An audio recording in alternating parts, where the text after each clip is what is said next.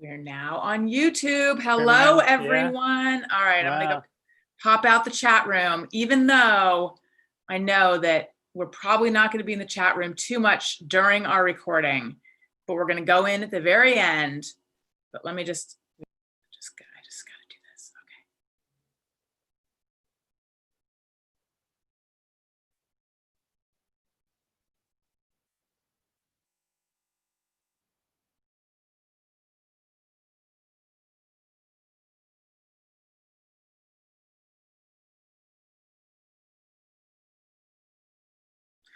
All right, should we start our recorders and do it? Let's do it. Okay. All right, so I will count to 3 and we will clap on 4. 1, 2, 3. Okay, get ready. Here's the music.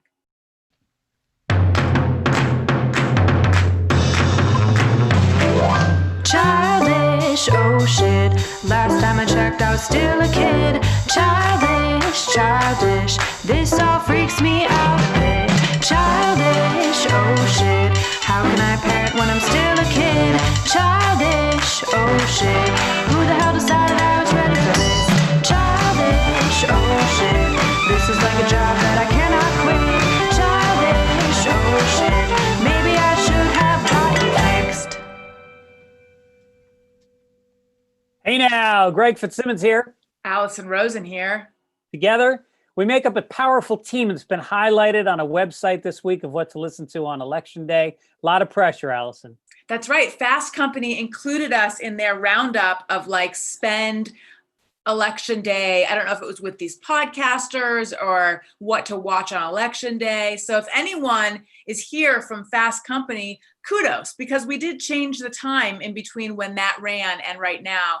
But I feel like, you know, you can catch it later, catch it whenever. Anyway, Catch it whenever. Catch it whenever. It's, you know, yes, we're recording this on Election Tuesday. And yes, we're going to talk about the election, but it's evergreen. It's evergreen, and what's exciting about it is one of my children has voted for the first time in their lives. That is very exciting. I'm going to guess it's Owen. It was Owen, and I'm not going to tell you who he voted for, but we had a huge fight about it. I don't believe you. I don't believe that. Yeah. We're solid Californians. We backed Biden, and you know, it's a lot of tension right now because he's ahead in all the polls, but who knows? By the time people listen to this, it may be decided. It may not. It may take days. It may take weeks. And so there's this, it's almost like going on a date with somebody and you're not really sure if this is like, you're going to get laid tonight or if the date is going to end horribly badly. You know? Laid or murdered? Raped, murdered. Stranded, or you might end up with a good friend. You could end up with a good friend. What's the parallel to that in the election? Let's see. Maybe MAGA people who realize that Biden is not a socialist Trojan horse, that he's actually just a decent middle of the road guy, and now they've got a friend. There is no parallel. I was just thinking of ways that dates can go. Right. You forgot about the metaphor halfway through. Yes, I abandoned the metaphor. We could get never abandon the metaphor. I mean, it was a mistake. It's in the Mark Maron Podcasting Guide 101. Never abandon the metaphor. And the thing is, I even taught that class when I was looking for a little extra money to make ends meet. I remember that. Yeah, and yet here it just goes to show, don't get overly confident. Wasn't Brian Callen and Chris D'Elia, weren't they students of yours?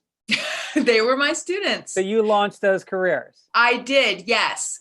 And, you know, I don't appreciate my name being bandied about when they talk about, sort of like Dr. Drew gets shit for like how many of the celeb rehab people have died. I don't appreciate. Oh, have they died? Has he had patients that have died? Yes. Well, I don't know if they were technically his patients, but there have been many cast members from Celebrity Rehab who have overdosed over the years. Well, I mean, you have to compare that to how many would have died anyway. I know that he Right. took Andy Dick under his wing. Andy Dick is a dear friend who I love and is a troubled guy and always gets himself fucked up. But Dr. Drew has been by his side for a lot of years. Been very positive influence. I think he helped Artie Lang. Yeah. How's So Artie doing?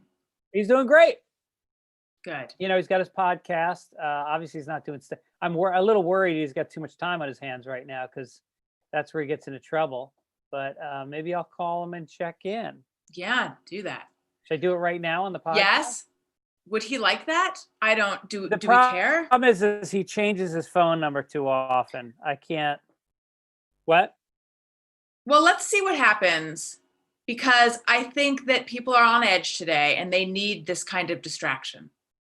All right. My phone died. I have no phone. Yeah. So I guess we're not going to be doing that. We're not going to do it. Okay, we're not going to do that. Question for you, Greg. You often put people who call you while you're recording, you just put them right on air. Put them right on the air. That's my rule. That's bad. That's WTF chapter 4, section 3. Again, I should know this. You taught the class. I taught this.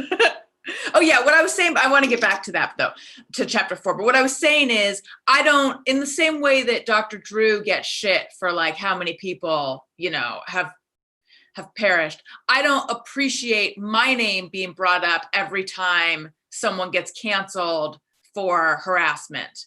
Yes, I taught them. Yes, I taught them how to, I taught them.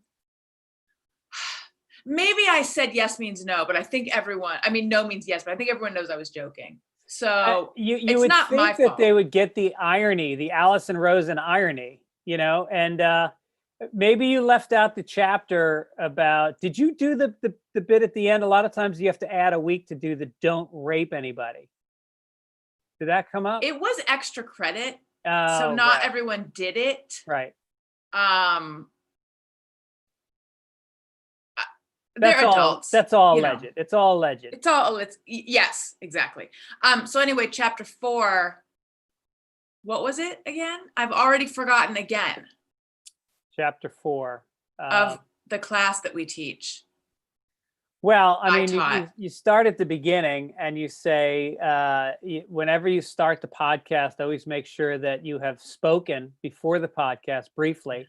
And when we did, we talked about hitting kids. But is that going to come up later? Are we going to wait for that? Yes. Okay. I just remembered what it was. For anyone watching for the first time, listening for the first time, welcome. It's maybe not our best show. Our minds are on the election. It's gonna end up having been our best show though. I know what we were saying. I wanted to know, have you ever gotten in trouble for putting someone on air right away? Oh. Well, I do it to Aaron all the time. My agent now will never call me at night. He used to call me at night because I'm the kind of client, I'm not the client you get to work, have a cup of coffee, check your emails, and then call. Mm-hmm. I'm the guy that it's the end of the day, you're going through your call sheet from your assistant, you see the names, and you start what they call rolling calls. Very often my calls from my agent happen when he's on the 405 North in traffic. Yes. Yeah. I'm a call roller too. A laptop in front of him with notes from the network. Yeah, I'm that guy. I mean, sometimes I'm the guy that, if you get hot, that's the thing about this business. It goes in waves. You get hot, you get cold. And when I'm hot, I'm a 10 a.m. call. Last couple of years, around 6:20. Yeah. p.m. Where you get the assistant saying like, I have so-and-so for you. Yeah. Career stuff. I was up for something possibly, and I think I didn't get it. And the whole thing like really stayed small. I mean, I was excited and I was flattered to be considered for something that it had come to me and then it didn't stay with me. And the whole thing, I was just like very calm about it, which I feel like is growth on my part. Yeah. Because there was a period of time where if I auditioned for, and this is not an audition thing, but like if I auditioned for something and I didn't get it, I felt like angry almost. I mean, this was like, 10 years ago, but I felt like I began to get bitter over all the rejection. Yeah. And I remember other people who were sort of in the same position being like, it's just a numbers game, like you should feel when you go into audition as if you're probably not going to get it, because you're probably not going to get it. And just eventually it might go your way, and I had a hard time getting to that place mentally, but, I've heard that like everybody that gets successful says it started happening for me when I stopped caring. Yeah. When I would go into auditions and just feel like you said, I'm not going to get it, or not necessarily I'm not going to get it, but it's not going to define me. It's not going to make or break me. I'm going to do my best. And then like my father, who auditioned a lot in his life because he did voiceovers, said he knew like when he'd come home and if my mom asked him what you auditioned for today and he couldn't remember, that was a really good sign. Yeah. Yeah, I know. And there are people who do so many auditions like a week that they probably couldn't remember. For me, I remember your audition for Childish, and you seemed super confident, almost like you knew you were going to get it. Yeah. And was that good or bad? Well, the other guys thought that it was a little off-putting, but I was attracted to it. Yeah, I figured you would respect strength. I know that strength. I was a little bit rude, probably, with the way I was just like, I kept saying fuck you to people. Right. Which is weird for a parenting podcast. Uh-huh. But the fact that it was referred to as the untitled Allison Rosen, Greg Fitzsimmons project. Yeah. Made me feel like I had not a sure thing, but it was a good shot. I felt like that too when I came in. And I remember I remember when Rogan was sitting behind the conference table with Mark Maron. I remember thinking like, I've been on these guys' shows. I hope that helps me get this. Same. I felt that way too. Like, am I the best Allison Rosen to be Allison Rosen? I don't know. But I'm just going to do my version of That's the thing I did differently. I was like, I'm going to show them who Allison Rosen is to me. I'm not going to try to figure out who they think Allison Rosen is. Nice. Yeah. And then I did a little prayer right before I said, let me be of service to this role. And I went in, I showed them what I had. Yeah. I looked at it as a chance to give them a free sample of my work. Yeah. And then I said, fuck you. And I left. You spiked the mic. And then I put it out of my head. That's right. Spiked the mic. That's right. And I put it out of my head. And then I got the call. Well, my agent called me and was like, hey, they want to do a chemistry test between you and Greg. Uh-huh. And then remember we did that. That was like which all was day. Obviously a euphemism for taking acid together. The chemistry test. Yeah. There were beakers everywhere, lab coats. Yeah. And I remember before I went in, I talked to my childhood self. I went back and I told my childhood self, everything's going to work out when you're older and you're going to have a big opportunity. And behind a conference table is going to be Karen Kilgariff, and it's going to be Joe Rogan, Joey Diaz, and you're going to look them straight in the eye and say, I was meant for this. And that's exactly what happened. That's right. And behind my table, it was Chris Hardwick. Mm-hmm. It was Adam Carolla, actually. Wow. It was, who else? Dan Carlin has a history Hardcore podcast. History? Yes. Yeah. And what's your favorite podcast? Which one do you listen to right now? Okay, so I don't listen to podcasts very often. I just don't. I find that I don't have the time. But when I want to just throw one on and feel better, I listen to a podcast that was called Throwing Shade and it's now called Attitudes. And the hosts are just so funny, and the way they banter with each other is great. I like that one a lot. Are they African? No. In fact, they were called Throwing Shade, and they recently renamed themselves because people were saying that was them appropriating another culture. Right.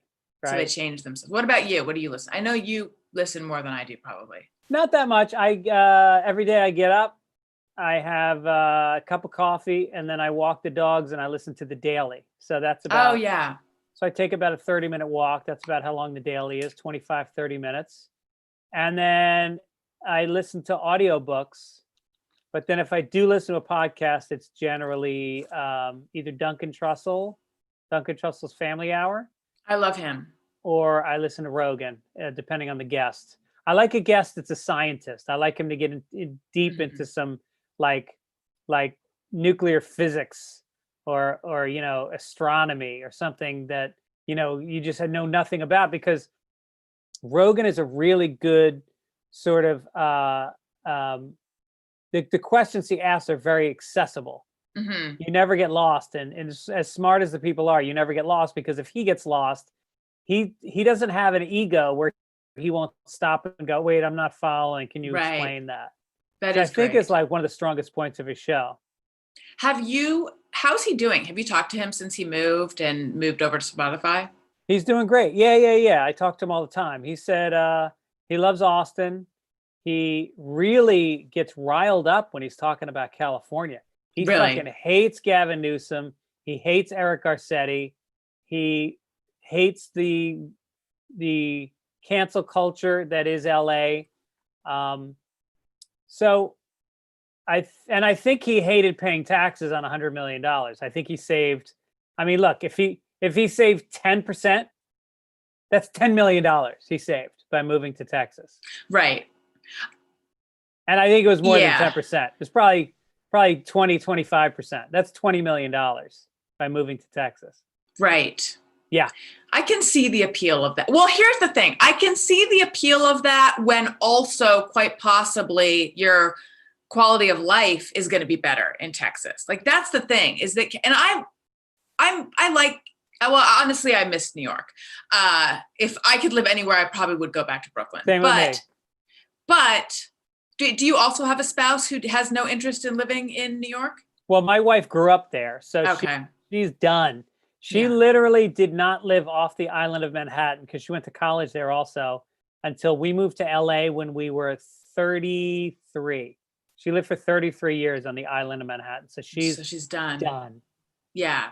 See, and I lived my whole life in California, except for my time in New York. So to me, that's like kind of,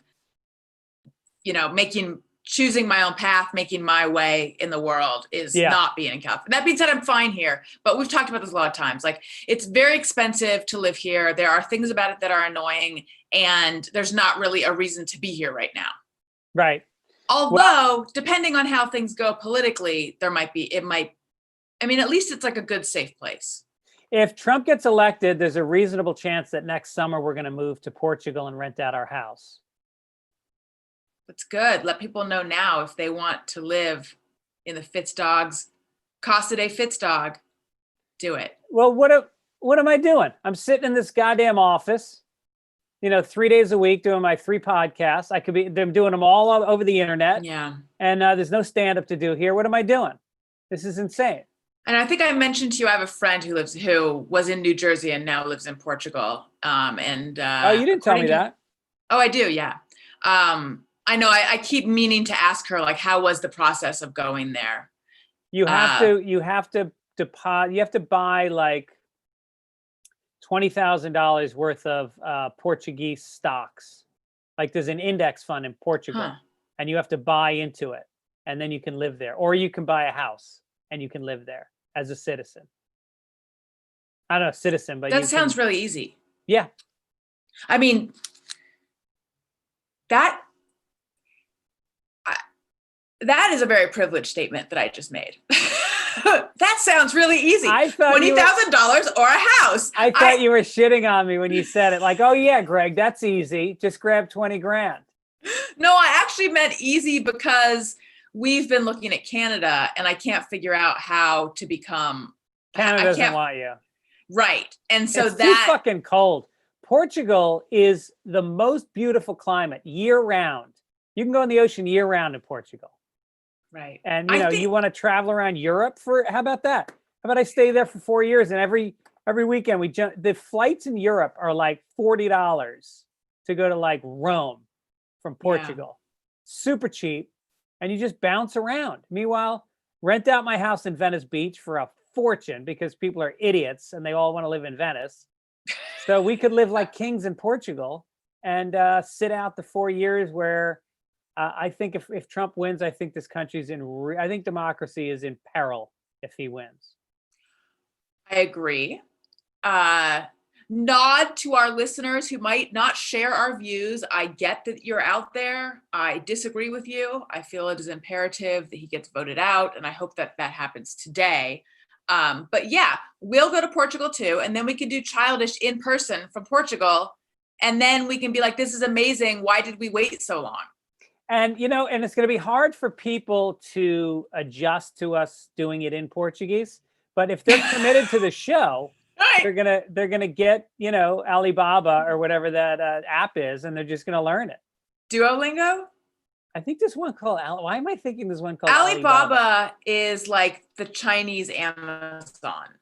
It's like a Chinese what? marketplace. Like Amazon, but in China. That's called Alibaba, where you maybe can we'll buy get stuff. I'm thinking that we'd get a paywall with Alibaba once we're in Portugal. Yes. That's what I was thinking. And here's the thing: we're gonna truly do it in Portuguese. We're not gonna just do it in English with a Portuguese accent.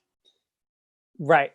Well, I think while we're learning Or are we? Portuguese, maybe we do the accent for like a Yeah. year, and then we start throwing words in, and we do Right. like a Portuglish, like the Spanglish. Yeah, This would be Portuglish. Portuglish, and we'll work Portuglish for about a year, and then you got to be up to speed with us. Yeah, exactly. Give you a year, and then it's like,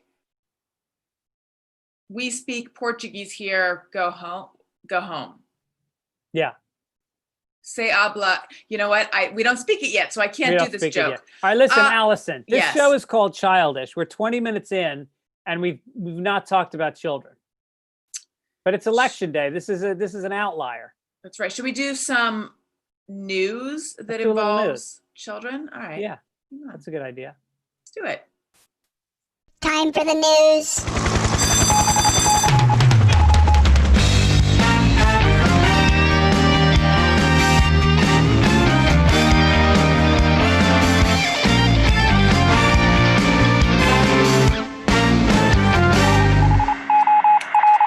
All right. I have some news, and it's not good news, but it does involve children. This last week, the last week of October, was the highest number of new child COVID-19 cases that have been reported. And this comes from the American Academy of Pediatrics. So 61,447 new child cases were reported in the last week of October. And that brings the count to 853,635 total child COVID-19 cases that have been reported altogether. And in this country alone, almost 1 million? I'm assuming, because it's the American Academy of Pediatrics. Damn, so children represent, crazy. Children represent 11% of all cases. So the overall rate is 1,134 cases per 100,000 children in the population. But the AAP is saying that they suspect that that's an undercount, because in children, the symptoms are so mild and there's less testing. So that close to 1 million number may be lower than it really is. So 1%. If it's 1,000 out of 100,000, is that what you said? Yeah. It's 1% of all. Is that? I got to do take the two, move the decimal over 2. That's right, Greg. Right. Wait a minute.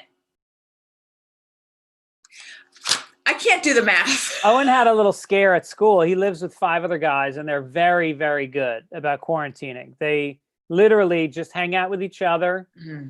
They party a little bit. They make dinner together. They watch movies. They work out. They do yoga, but they don't have people over. They don't go to parties or bars. Owen runs. And so they had one roommate who went out to a party, and they all got really pissed at him for it. Yeah. And then he tested positive for COVID-19. Oh, no. Yeah. And so they bounced him out. They go, get the fuck out. Threw him out of the house. In the midst of him having COVID? That's right. Hit the pavement. Where did he go? I'm sorry to feel sorry for him, but where did he go? He lives in the suburbs of Chicago. So okay, so he could go to his parents. parents. Got him. Yeah. Did any of them test positive? No, they all got tested a couple times and they're fine. So he went to a party and Yeah. that's where he got it. But my son is like, all the kids in college are in bars and going to parties, and he sees it on Instagram, and they're packed into apartments Yeah. and they're getting it like crazy. And it's like, you know, I don't get it.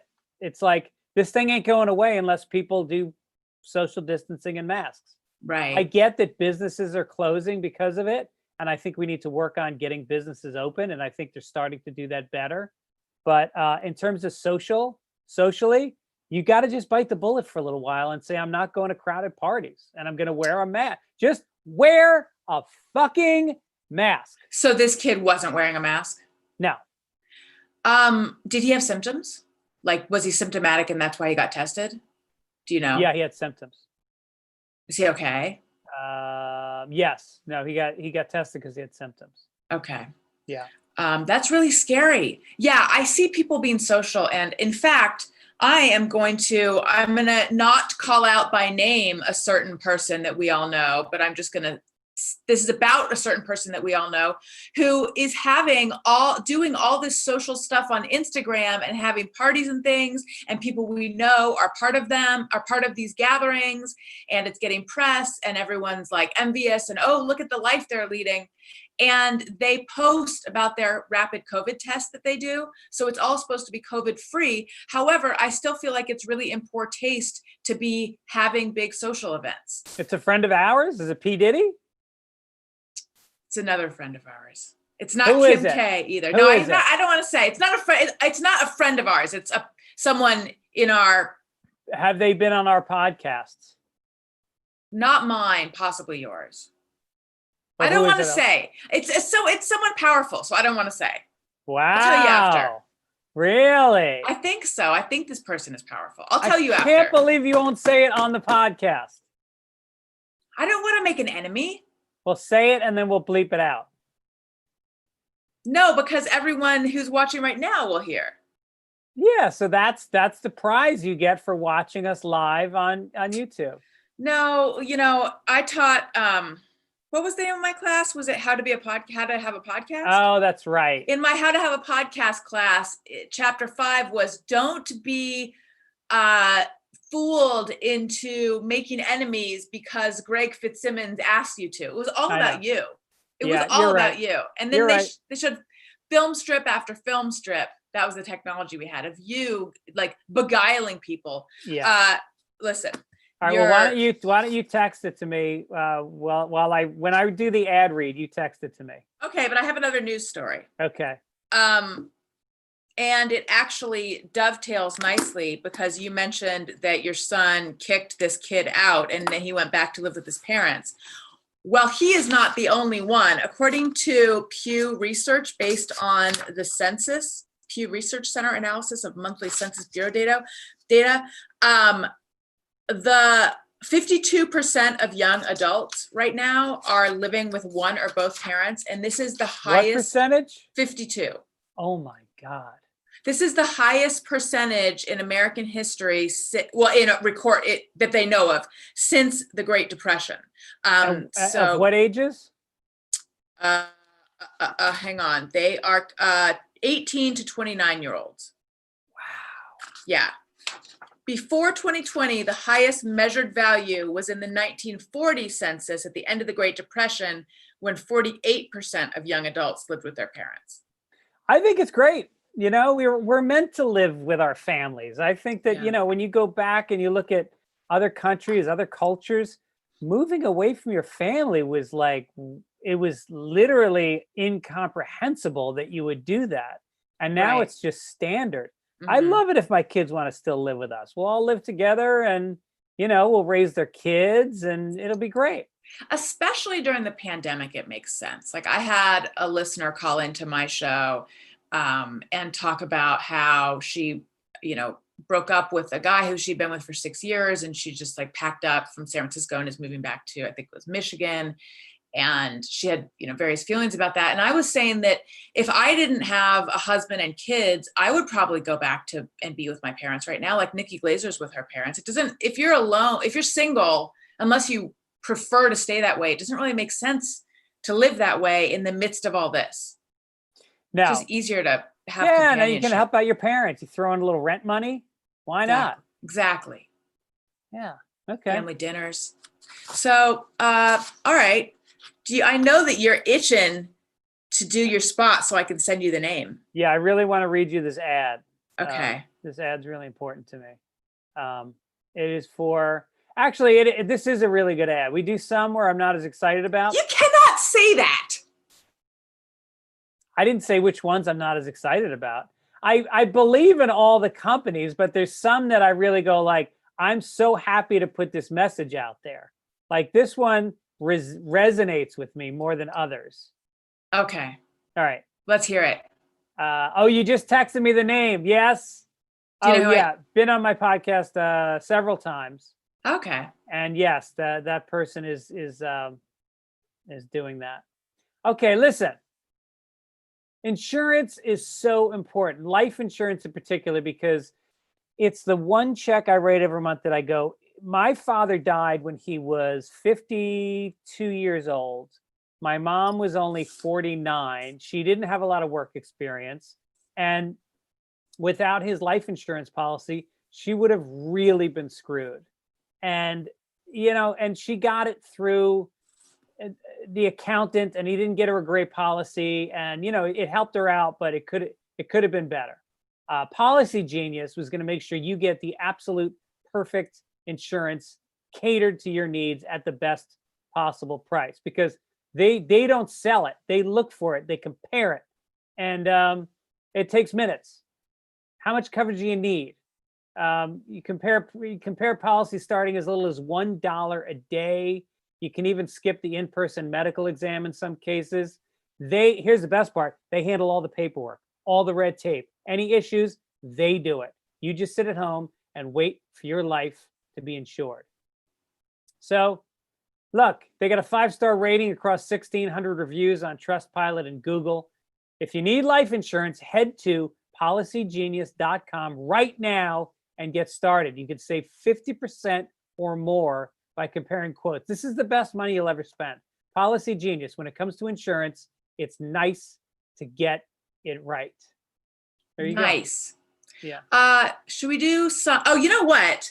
It's time for me to do that thing that always embarrasses you. I'm going to read a nice comment that we got on Apple Podcasts. People leave us nice 5-star comments. It helps out the show. I read them. You feel embarrassed. Here we go. Potty humor for parents, and then parentheses and it cut off. But there's a parenthetical. It's by PK Yama. Through a veil of potty humor and dick jokes, Allison and Greg deliver surprisingly insightful parenting advice. I listen to a lot of podcasts, but when the catchy Childish theme song starts playing, I can't help but smile because I know I'm in for an hour of raucous laughter and fun. My only complaint is that there are just not enough episodes. I wish they would release one every day. Love this show, and I hope this dynamic duo can do it again and again. They say we can't, but we can. And then also Boston Pete. I wish I could release one every day. I'm surprised you don't release one every day. Well, almost every day. Boston Pete says, good stuff. I'm a retired 69-year-old grandfather, possibly the oldest listener, parentheses, parentheses, YouTube viewer. These two are very entertaining and even informative at times.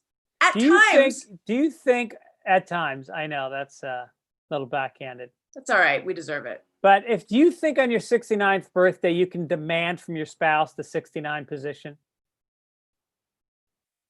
I think you can.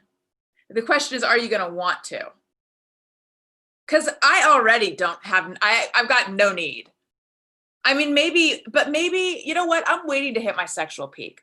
I feel like it's supposed to happen in your late 30s. Not so for me, but like maybe it'll happen any day now. And then I'll just be like, I gotta have it. Yeah. At the same time, I'm giving it. Yeah. There's something about that. I can remember, being in my early 20s, and I would work a 69 in pretty soon in, maybe even the first night if I could do it. Wow. Because I enjoyed giving and receiving. Is it because you're ADHD? Ah, that's what it is. Yeah. But 69 position is really like I do a bit about that guy, Tekashi 69. Who is You know that? that rapper? He's got 69 tattooed on his face. Oh, I didn't know that. He's like a total badass lunatic, except he flipped on the gang that he belonged to. I think he belonged to the Crips, Mhm. and he flipped on them to get out of a sentence. Were And they so- cool with that? No, he's got a fucking target on his head now, as well as a 69 tattoo. And so, but I just thought to myself, that's a guy who's single and a rapper. He's getting 69. If I was a married person, you're not going to see 69. You're going to see on me, I would just get like a lame hand job, just like a hand on the penis, not even grasping, just kind of limp, a Fitbit with the number 4 on it. Just no, that's the bit. I like it.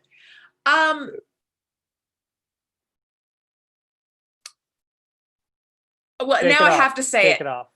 No, I was going to say something like revealing, but then I decided not to. But since I wouldn't say the name, I will say this.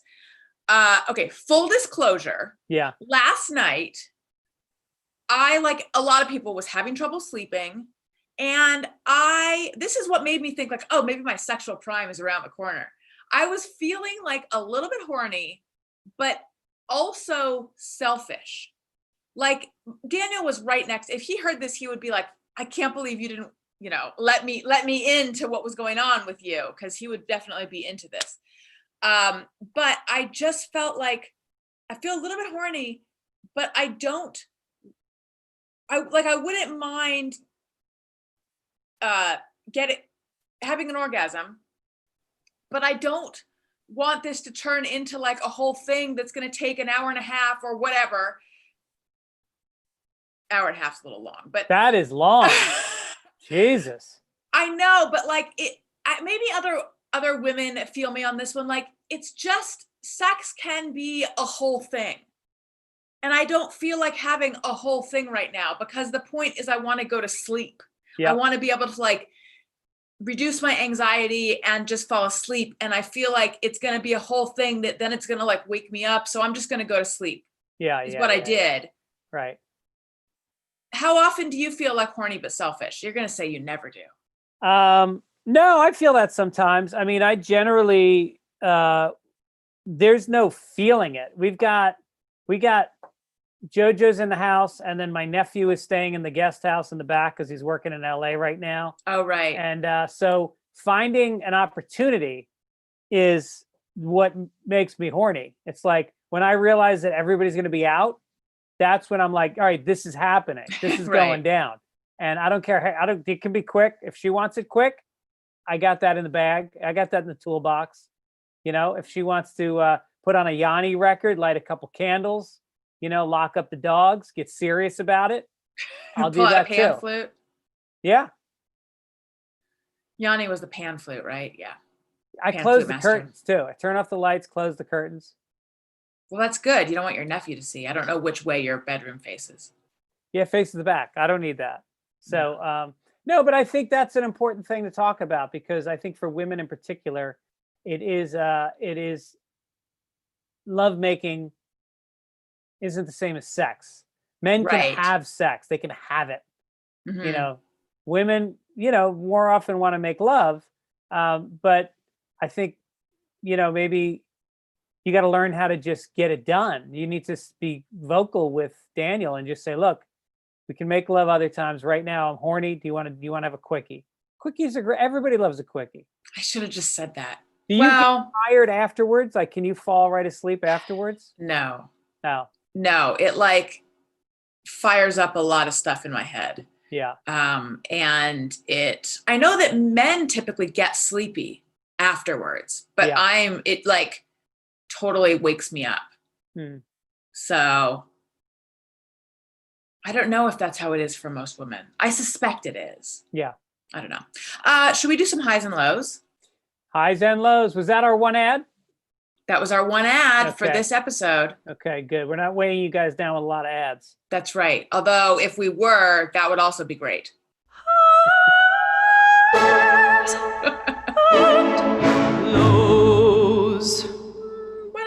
start. All right. Speaking of not social distancing all that well, I've been doing a lot of outdoor activities with friends. And last weekend, I went for a 3.5 mile run with my nephew. He kind of trains me, and then he makes me hit the heavy bag and do a lot of burpees and stuff. I did that on Wednesday. On Thursday, we played beach volleyball. We wore masks. We used a lot of alcohol on our hands in between games. And, it's on the beach. There's wind blowing, so it felt safe. We did that. And then the next day, I played golf again, mask on, outside. They've got it very safe. Like, you don't take the pin out. You don't touch the pin. It just stays in all the time. What's a pin? It's the flag in the hole. Yeah. Got it. And then the next day I played paddle tennis. Look at you. Yeah. So it was we had beautiful weather here last week, as you know, and I really took advantage of it. After paddle tennis, I ran and I dove in the ocean. Got on my beach cruiser, drove home, jumped in the outdoor shower, straight into the hot tub, barbecued some turkey burgers that night outside. And just embraced our Indian summer. Is that not PC, the Indian summer? I don't know. Why is it called that? Indian summer is when it's warm way into fall, right? It's like a little gift of nice weather in the fall. I wonder why that's called Indian. I feel like it's okay, but I don't know actually. But I wonder why it's called Indian summer. Like in the same way that I think well, you know what? I'm going to stop. That all sounds idyllic and delightful. I spend so much time inside the house and then in my studio and then walking in between my house and my studio. And that's pretty much it. And I think to myself, why don't I at least like go to Descanso Gardens or like do we went there yesterday. Oh, really? Yeah. Me and Aaron how was spent it could have been my high. It was a perfect day. We drove up there in the morning. And, they got the Japanese garden. They've got the ancient garden, which has some really cool, old, weird looking plants and trees. And it's got the rose garden. I was surprised how many roses are still blooming. And they have lots of benches and it's super peaceful. And the temperature was perfect. Yeah. It was this light breeze and it was warm. And so we just hiked around and then we went to Pasadena and we got a nice lunch and went home and I threw a move on, got shot down and then called it a night. Did you have lunch at a restaurant or you picked it up? We went to a poke place that had tables on the sidewalk. I've still not eaten at any place other than just in my house. I've still not eaten at a restaurant? I have still not. I haven't. You said I still. I thought I said I've still, but nothing would surprise me today. Up is down, down is up. Who knows? Descanso, was it like not very many people? Well, you have to make a reservation to go there. You have to buy tickets. Right. You actually have to buy tickets. And they limit it. So it was actually very, very quiet. There was people, a lot of people with strollers. A lot of like that. A lot of those like I think when people think of California, there was some of those people that had like the NPR t-shirt and the Birkenstocks with socks on underneath, and women with full gray hair that they don't fuck you. I don't change my hair for you. I don't wear a bra. There is one of those women inside of me. And a backpack with a giant water bottle that doesn't leach. Right. Plastic. Right. Like a glass water bottle. Yeah. What is the point of an outdoor shower? I've always wondered. Because you get the sunshine on you and you get a little breeze on you. It's really nice.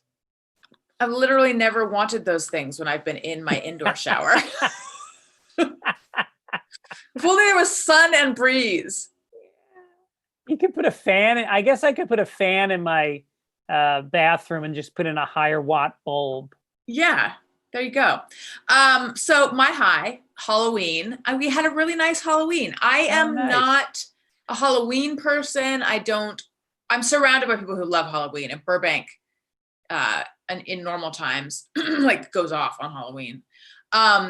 And Daniel is super into it and my kids are into it and all that. I don't like being scared. I don't like dressing up. I'm just not very fun, even though I like to think I'm kind of fun. But this year, my mother-in-law's in town, and the last time she was here, she and Elliot decided what everyone should be for Halloween. And there's this show called Ben and Holly's Little Kingdom that I had never heard of until Elliot found it on YouTube. It's by the people who do Peppa Pig. But so anyway, all of us, including Wendy the dog, we're going to be characters from Ben and Holly. And my mother-in-law, who is really good at sewing and crafts and things like that, made costumes for all of us. So I didn't have to do anything. Jeez. They just told me who I was going to be, gave me something to wear and wings and a wand. And I just did my hair and my makeup, which was actually really fun.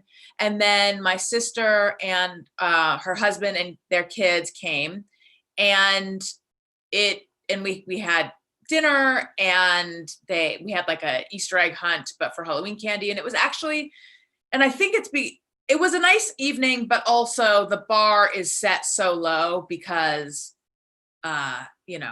we haven't done anything social in so long. Right. It was just a nice evening. That's awesome. Yeah.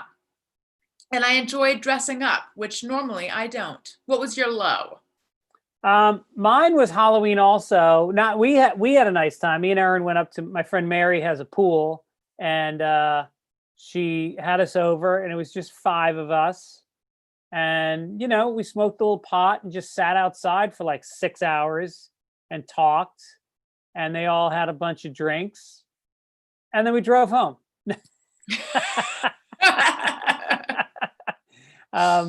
No, it was just a nice night, but the low part of it was JoJo, who's a senior in high school. And it just made me sad because, like, I think about senior in high school Halloween, how much fun that is. You're not trick-or-treating anymore. You're party hopping. Like I remember Owen going to like 3 parties in one night. And then, you have a couple beers and then you knock on some doors and you shock people by trick-or-treating as an 18-year-old. And and I felt bad because she had a whole treasure hunt. Her school had a treasure hunt, and it's an unofficial event because it's pretty crazy. Like when Owen did it, there's like everybody gets texted a list of things to do.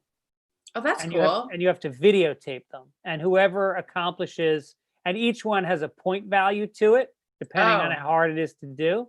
And then at the end, you mail all your videotapes to the committee, and then they tell you who won.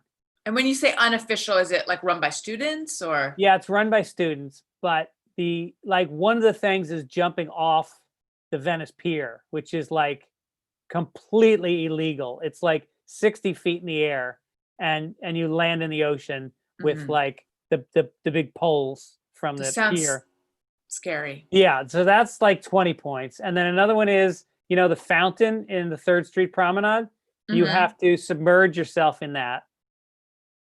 Another one is you do a shot with one of your friend's parents. Another one is you have to kiss one of your friend's siblings. Who are the people who devised this? I think the list has been around for years. I'm surprised. Have people like written about this? This is I don't think cool. so. This It's should crazy. be a movie. But anyway, the long story short is she was going to do it, and she's so careful about COVID because she works in a daycare center. Good. Takes care of kids, and she doesn't want to get them sick. So at the last minute, she had her friend over, and then they just bailed. They bailed on it, and I just thought, what a horrible night to have not been able to do. It's like one of Owen's greatest memories. Yeah. So that was sad. That is sad, but I do really respect the decision she made. Like that must have been really hard for her. And that shows maturity and restraint, a little something that name that I texted to you could internalize. That is correct. That person who is, a little bit of a social media whore. Is that the word? Yeah. Yeah. Maybe. Okay, my low. I'm choosing between 2 because one is no, I'll do the one that involves kids. So Elliot chucked a pool noodle at his cousin, which it's just a pool noodle, so it's not a hard thing. But like, this was on Halloween. He wasn't getting his way about something. And so he just like threw it like a spear and hit the back of his cousin's head as his cousin was walking away. And I saw it happen. And I was so stunned that Elliot was the aggressor and like did something quote unquote violent like that, even though it's a pool noodle. No one was hurt. It wasn't a big deal, but I just have not seen him do stuff like that before. Yeah, right. So I was taken aback. Like, I realized I, as a parent, am more comfortable in the situation where like my kid's an angel and someone else's kid is acting out, and, you know, and all the things that go with that, versus like, oh my God, now what do I do? You know? And then he like ran over to the chaise lounge, and I came over, and he was just like hitting the chaise. Like, he was so upset that he was just like hitting it. And then he burst into tears. And, you know, I was like, we don't throw. And, you know, he's like, but I wanted to be mean. He wanted to be mean because he was angry about an exchange they had about the toy. And, you know, I hope I got through to him. I don't know. He's 3. I don't know, you know, how much. Well, at least it was a pool noodle. I mean, what if it had been something like a fire poker or something? Or one of the lawn darts that we famously play with all the time. Do you think it's a bad idea? That we love lawn darts. Yeah, lawn darts. I mean, it's hard. It's an American tradition, drinking and lawn darts. I grew up playing lawn darts. I lost some of my best friends playing lawn darts. Do you know, I once I had darts in my room, and me and my brother had a fight, and he ran out of my room, and I threw a dart at him, and it hit him in the Achilles tendon. Oh my God. And I dropped him like a gazelle. He immediately fell down, and it was sticking out of him, and he pulled it out. He was fine. Oh, I'm sure he deserved it. Yeah, I don't know what I would have done. If like, that's my concern is, would he have done that with something that could actually hurt someone? No, kids know. They got to play a little rough. Kids got to play a little rough. I mean, I get it. You had to teach them a lesson. Yeah. But at the same time, it's such normal behavior. I know. I mean, there was a lot of, Elliot was just really, he was overtired, and he was really kind of being a pill. So there were a lot of little squabbles. And again, I'm used to being the one who is like, how much should I how much can he, usually he's the good one. Yeah. Sorry to be so good and bad about it, but usually he's like the more reasonable one. But anyway, I don't know. Yeah, so there was a lot of like, I just gotta like let this kind of work itself out. I don't always want to be the parent who's like hovering and stepping in, and then trying to figure out when to step in. Right. I don't know. Wait, you already did your low. Oh yes, your low was right. You already did your low. Okay. Low. So do some Instagram action. Yeah, let's do it. So we post a question on social media on Fridays that relates to something on the show. But there's a little thing we play. So isn't it weird that post and posit you only have to add one letter? I mean, I've never thought about it, but now that you put it that way, yes. I posited it that way. You wrote. Okay. Our question was, have you ever accidentally or intentionally not left a tip? And this related to you talking about going to the Zinc Cafe in Venice, where they pocketed your change because they don't do change, and then you demanded it back. You don't, yeah. Okay, right. Breffney says, never accidentally. I have intentionally, but only when the service is terrible, maybe twice. Christine, sorry. No, I couldn't tell if it was Christina or Christina. It's Christina A. Accidentally, but I've returned to give it to them. Janera says, reluctantly, as I was a server for years. But if you're outright a bitch, you get no tip. Another person says, yes, intentionally. Ashley says, accidentally. I felt awful. Always leave a tip, even if service was awful. It's someone's livelihood. And then, Well, if it's their livelihood, maybe they should take their job seriously. That's the thing. Like, if you're a server and you want to make a living, your first thing is bring in the food. Close second is do it in a friendly, professional way. And if you don't do that, you shouldn't make as much as somebody who does. right. I have been with people though who have left poor tips for like a lot of mistakes with the food or bad food or No, things you can't like do that. that. And that's not on the server. No. So listen to this. This is interesting. Lizzie says, no, when they don't deserve it, I leave the biggest in case it's most needed, parentheses, bad day. Oh, what a Think nice about, what if you were person. that kind of person? I know. I wish I was that person. I know. Moment of silence for that kind of person. I mean, wow. That is like truly, like if Jesus left tips, that's what he would do. What if instead of, and this is not COVID friendly, but what if instead of a tip, you go, I'm not going to give you a tip because the service was piss poor.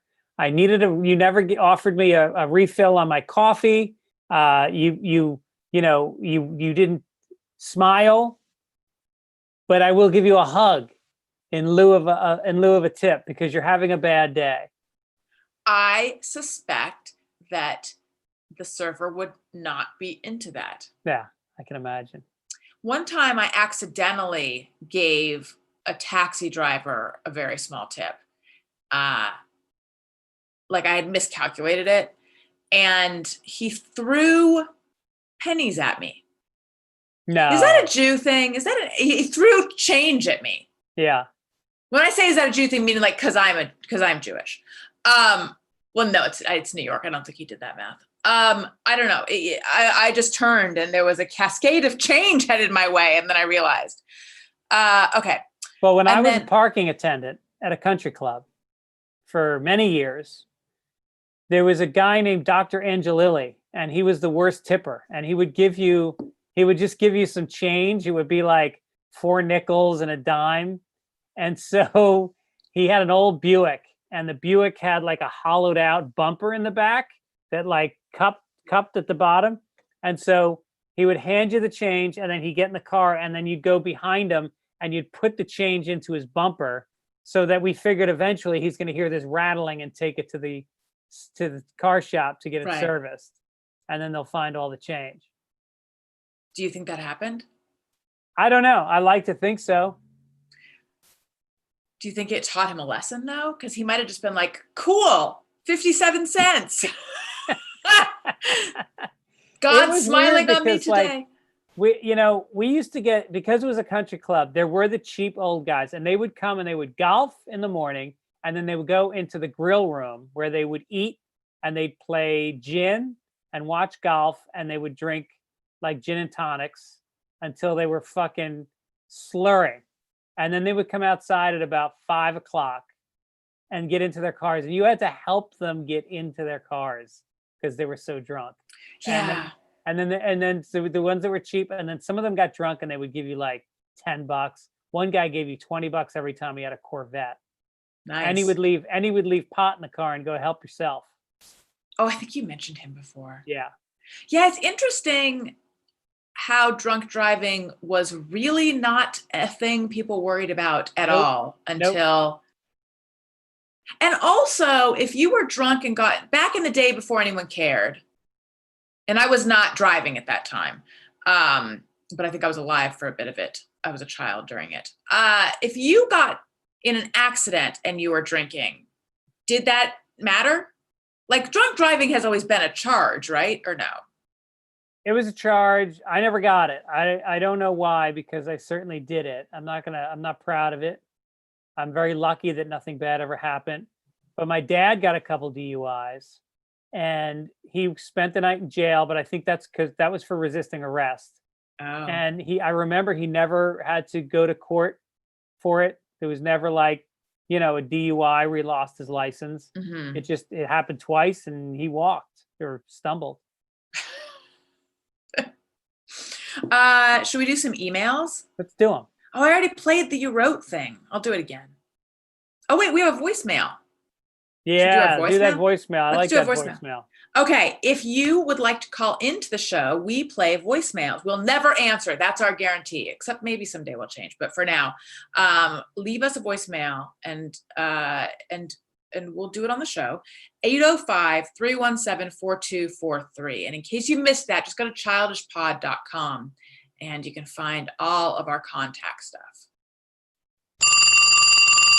You rang. Okay. Here we go. Hi, Allison and Greg. This is Katie. And I just had to pause the pod and regarding Elliot and, the fuck situation, just thought I would let you know what I did with my daughter. I normally curse like a sailor, and I tried to not, but it's hard. So the first time she cursed, and to me, I hate the sound of curse words coming out of children's mouths like that. So I told her that it was an adult word. And so it was, an okay word for adults, but it was not something for children. So because I didn't like the bad word, bad words for me were, stupid. I was that kind of mom. So anyway, so I thought I would share that. And that was great because I don't even know if my daughter really even curses to this day, but if she does, she doesn't, she doesn't do it around me.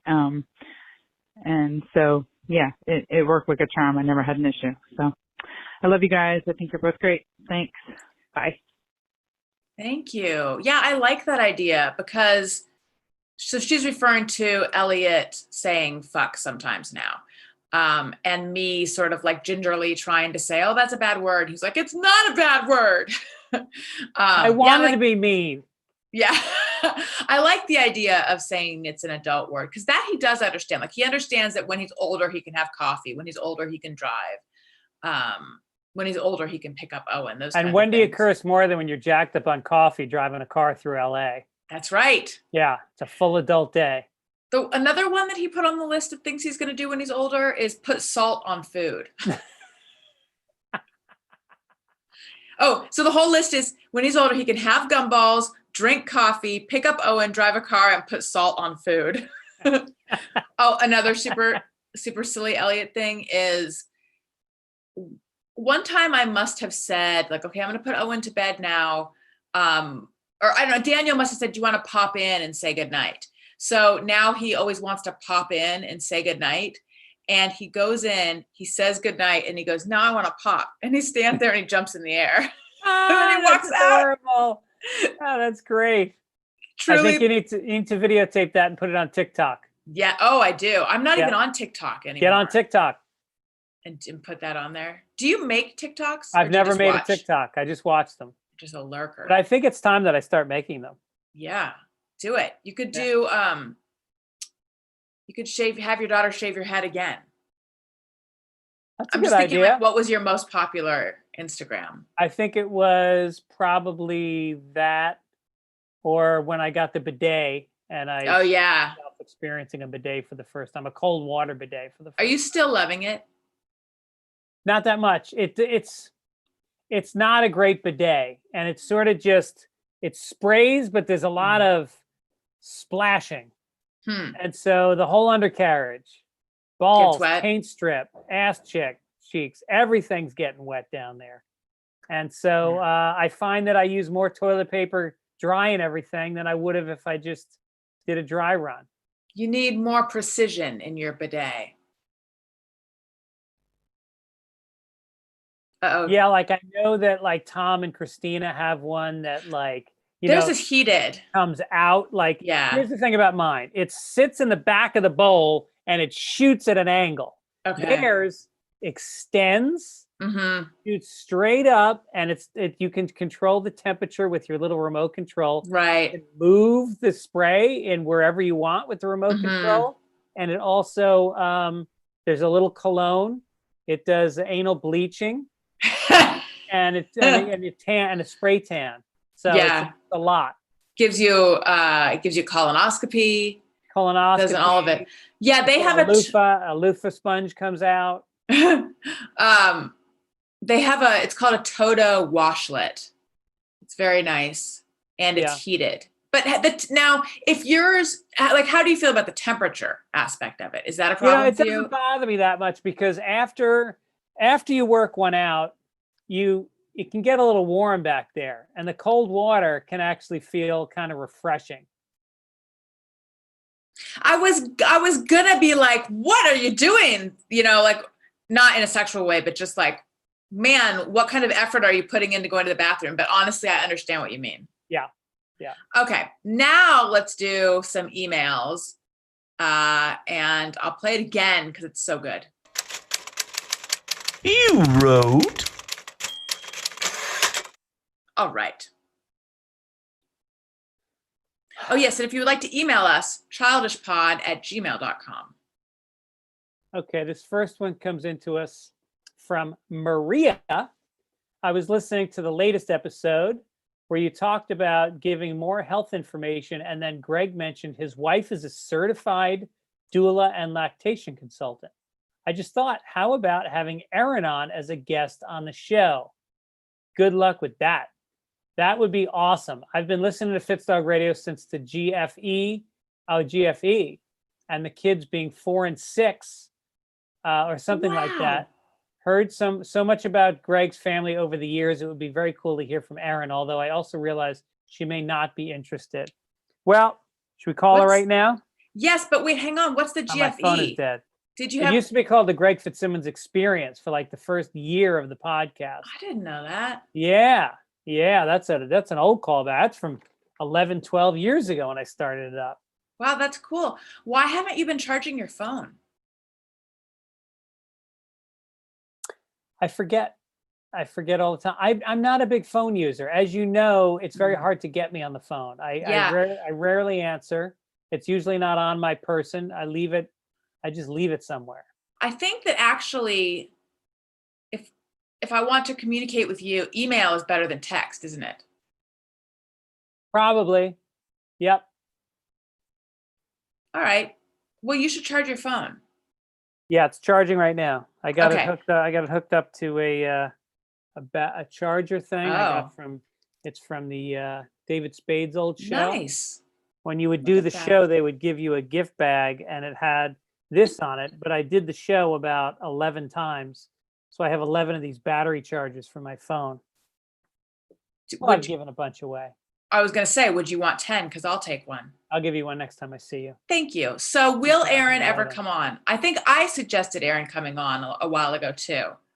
I would love her to come on, and she's charming and she's sweet. She's very self-conscious. She absolutely hates being the center of attention. But I also think she's got this new business, and maybe she can plug it and get some clients on the West Side. She's actually a postnatal doula. So she helps women who have just had babies that are unsure of themselves. She just worked with a mother that had a preemie, so she needed extra support. She helps them. She already was a lactation consultant, and then she got this other degree in being a doula.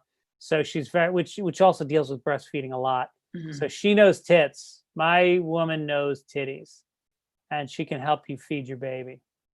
So is she out all night?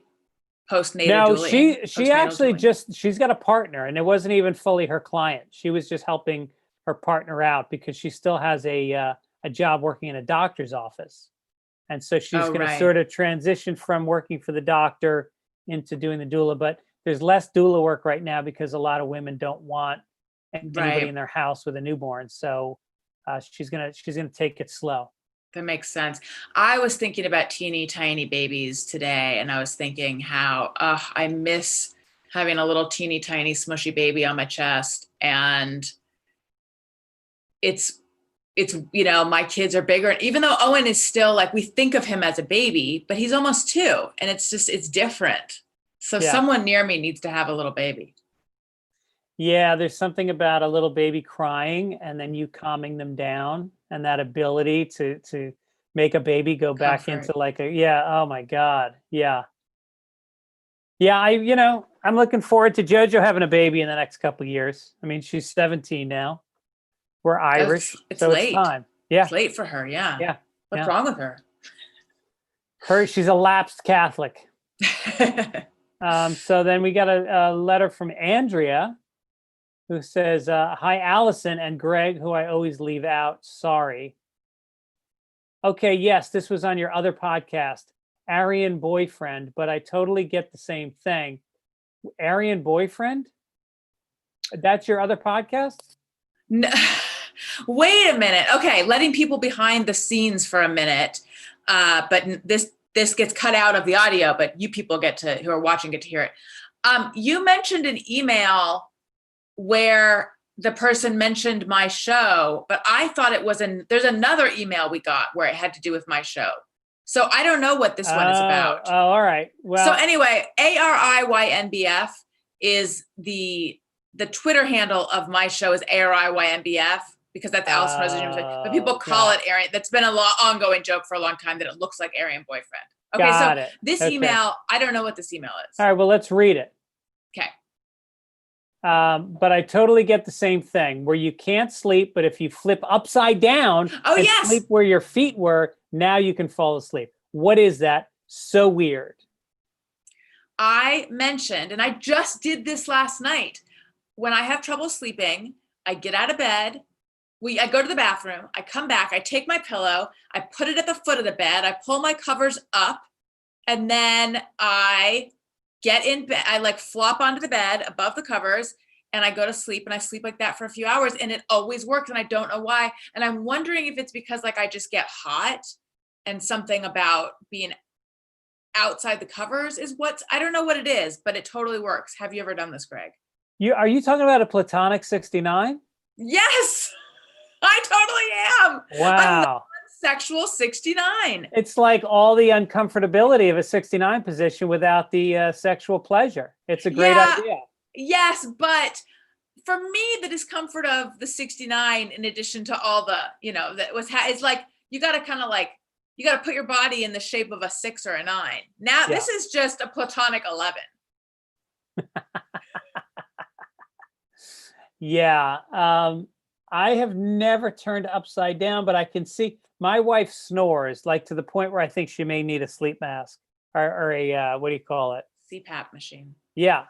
It's really bad. She snores really loud. Mm-hmm. And Daniel does too, yeah. And she faces me and then I have to wait. And it's always like, I have a hard time falling asleep. I take melatonin every night and then I listen to audiobooks and it takes me 45 minutes to fall asleep.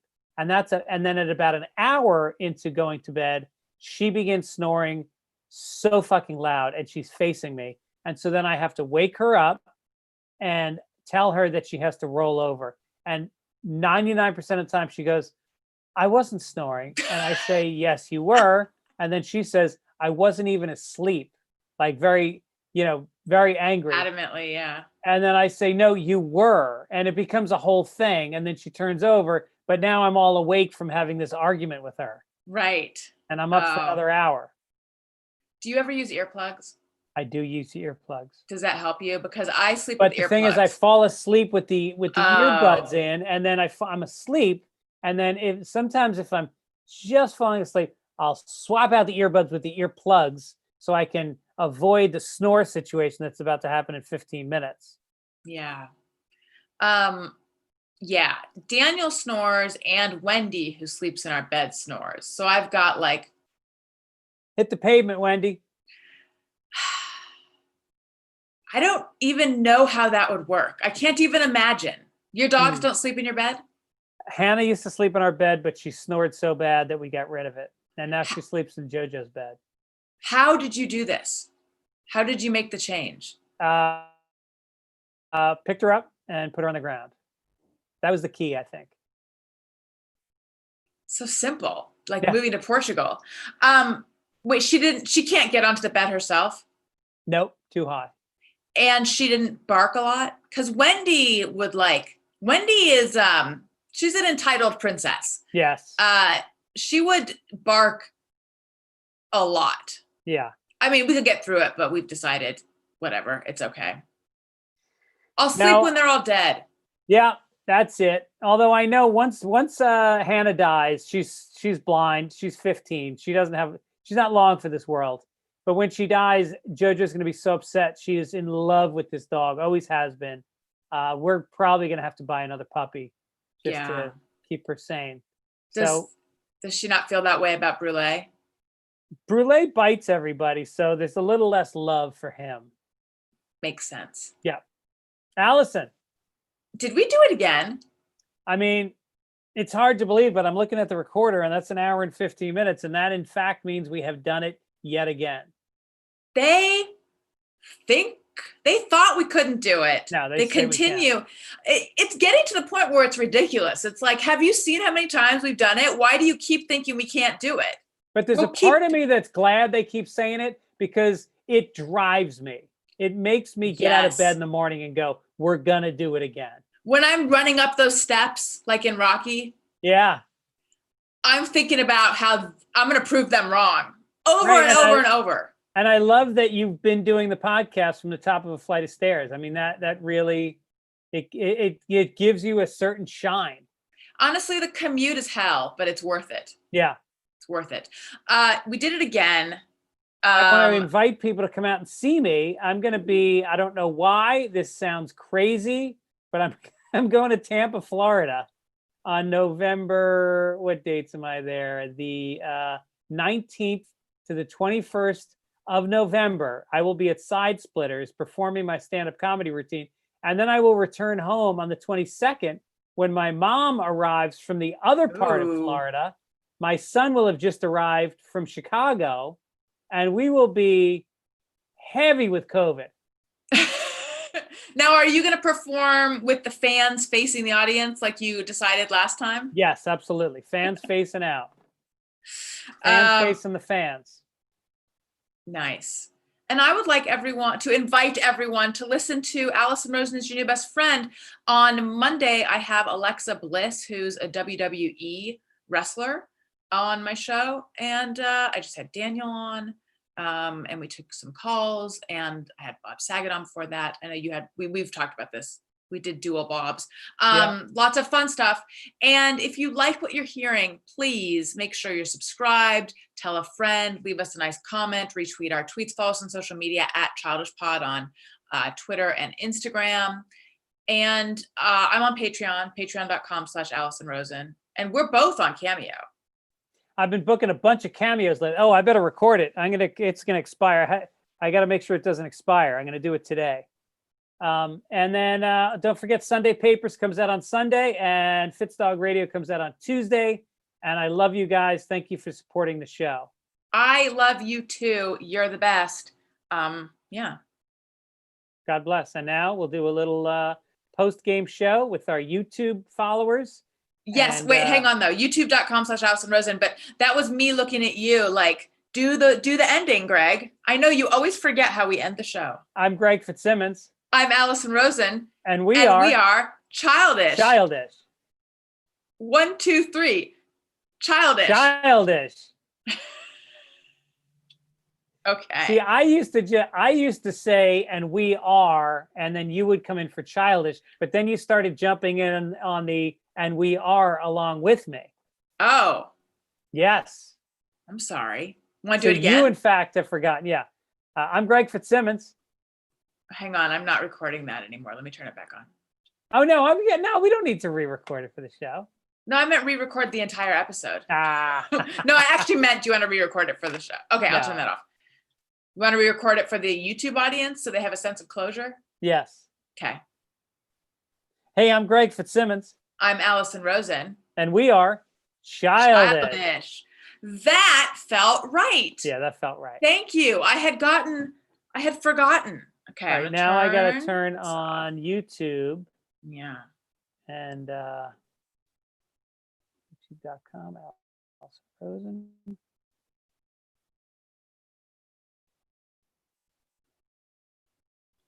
All right. Hello, everyone. Live.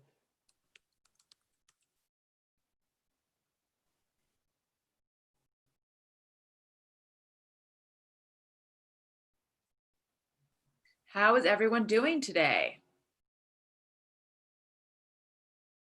top chat, right? Live chat. Yeah. Ooh. Yeah. Doug Hicks says, hi, Allison and Greg, new listener here. Potential. Keep content rolling. Yeah. All right. Potential. I think it means he's like a potential new listener. Did we win him over? I don't know. Did we? Andrew Cox was very vocal in this episode. That's nice. How are That's you, nice. Andrew? He says we're the best. You got to know Marin's rules. You come from the Sean Connery school of thought. Yeah, poor Sean Connery did, but he had a full life, right? Yes. Okay. Looking back here. Alyssa Van Dyke said, please say it, or say it on your Patreon. Oh yeah, they're wanting me to say who the person is. Who Oh, I think right, is being right. too social. Yeah, we can't tell you guys, but we tell you it is a female. We'll just say that. Yeah. Let's see here. This is coming from Outdoor restaurants are as safe as possible. You still got to live life. You know, you got to find a balance, is what I think. Ronnie Hanya said Adam Carolla accidentally calls Gina Allison in the Jeff Yang episode. I heard about some people let me know that happened. That is amusing to me. Is Thursday Paper coming back? No, Thursday Papers. I shouldn't say no definitively. At some point, I wouldn't mind doing a Patreon so I can pay my bills this year. So Sunday Papers had a bonus episode called Thursday Papers for a while. And then what happened? Was it just too much? It was just too much. Yes. And you want it to be fun. You don't want it to feel like a job. When I first went off on my own, I had plans to like scale up to 5 days a week. And once I got to 3 days a week, I was just like, what am I doing? Like, yeah, I don't know that it wasn't like, it wasn't like I had like 20 ads a week and I had to create more shows to place them. It just, I thought like, oh, I'm a 5 days a week person. And then it suddenly just got really overwhelming. Matt S says, Greg, were you a Connery Bond fan? Look, he was the first, and I think probably the best. But I got to say, like Roger Moore was the guy. Those were the Bond movies that came out when I was, from the ages 12 through, 18. So those ones, Moonraker, not Goldfinger. The Spy Who Loved Me. So anyway, yeah, Connery was badass, but he also was like kind of a fucked up dude. I think he was big believer in slapping women. So that's not cool. We were going to talk a bit about spanking, which is a whole big topic. And I'm kind of glad that we didn't in this one, because I feel like we were already sort of near the end of our episode when it would have come up. Let's plan to do that on like an upcoming episode, because it is a whole topic that we have a lot to say about. And 40% of the country believes in spanking their kids still. I thought it was even higher than that. Isn't that amazing? I thought it was like 70% or something. I'm going to look it up right now. Okay, because I remember it came up on a show a while ago and I was just like, holy shit. But yeah. I got to look at the news real fast to see if anything's happening yet. And by that, I just mean I need to go to like Twitter trending topics. Is anything, you guys are in and of the world. Okay, Andrew Cox says, yes, he admitted to Barbara Walters that he hit women. Allison? Yes. 81% of parents say spanking their children is sometimes appropriate. Where did you get this? Where is this coming from? PRN Newswire or PR Newswire. So that's... And then the Harris poll says the same thing. The Harris poll, 81%. I worked at PR Newswire for like 2 days as a temp. Really? Yeah, but I didn't work on that particular story. And this was many, many years ago. And it's a story for a separate day. But yeah, that is crazy to me. ABC News says 65%. So it's somewhere between 65 and 81. Yeah, it's definitely more than half. Yeah. Ugh, it's very upsetting. Okay, well, we'll get into that because Greg, you have a whole personal history with having been spanked and Spanked, whipped, punched, knocked down. it's very upsetting. And I read a book, this came up on my other show. I read a book that has a chapter on like how to spank your kid. And I was so like haunted by this. But then I listened to fucking McConaughey on Howard Stern talking about how his dad used to beat him up and how good it was for him, which disturbed me because he's got a son. And I thought, this motherfucker's hitting his kid now. he's also like giving cover to people who do it. Yeah. What did he say? How did he say it helped him? He said he deserved it and it toughened him up and it taught him how to behave. And then his father at one point said, you hit me 3 times and then I punch you. You punch me in the face 3 times and then I punch you once.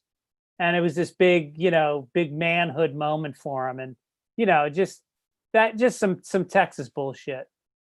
See, I hear that and I think that's someone who has to justify their parents' brutality by saying that it was good for him. Sort of like, just to get political for a second, like Don Jr. so wants his dad's love that he can't admit that like his dad's a real dick. Yeah. All right. We're going to lose half our listeners. All right. Allison Rosen, this has been fun. Thank you guys for sticking around. It's always good chatting with you later. Yeah. Thank you. You guys are the best. And we will catch you next time. Catch you next time.